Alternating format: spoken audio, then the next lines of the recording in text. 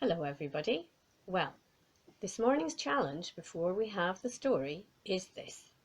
Imagine you had 1,000 people on one side of the biggest, deepest river you had ever seen, and you had to get the 1,000 people from one side of the river to the other side of the river, and you had no boats, no bridge, but you did have God on your side. Now, how do you think you would get the 1,000 people from one side of the river to the other? Have a think, and what do you think God is going to do in this part of Joshua's story?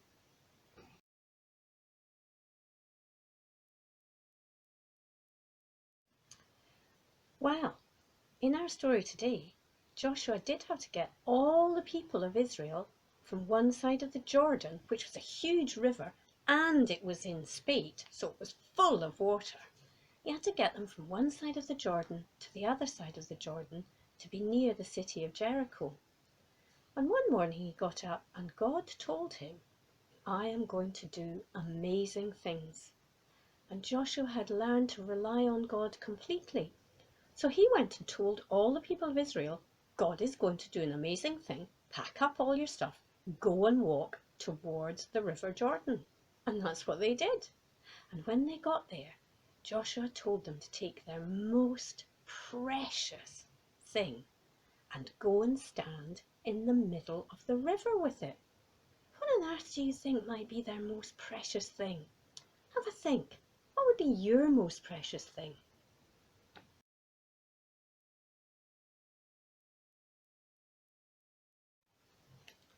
Well, the most precious thing that the children of Israel had was the special stone tablets that Moses had been given by God, giving them 10 perfect rules to live by. Now they kept these stones in a beautiful golden box, really heavy box, and they had priests who had to carry it.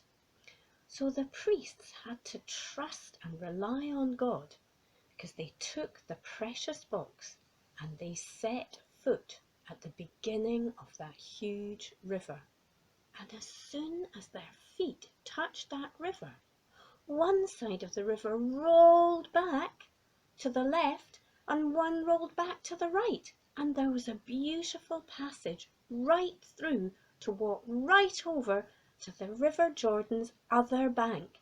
And all the, not 1,000, but thousands of children of Israel walked across the River Jordan without getting their feet wet at all.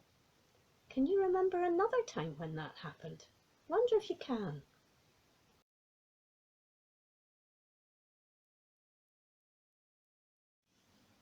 Did you get the answer? It was Moses. Moses had taken those children of Israel across the sea as well, and they hadn't got their feet wet then either. So the people of Israel realized that they could fully rely on God. Not just once, but any time God said, I am going to do an amazing thing, he did. So all those people took all their things and they camped on the other side of the River Jordan. But they also did something else. They took 12 great big stones and they laid them down because there were 12 great big tribes or families who were in the children of Israel. And there was one stone for each family. And they put those stones down to remind them always that they could fully rely on God all the time. Just like us, no matter what we are facing, we can rely on God, always, fully rely on God. So, let's just finish this morning with a little prayer. Close your eyes and we'll talk to God. Dear God, thank you that no matter how big a problem seems, I can fully rely on you, God, to help me through it and to help me do the right thing. Thank you always for being my friend and being by my side.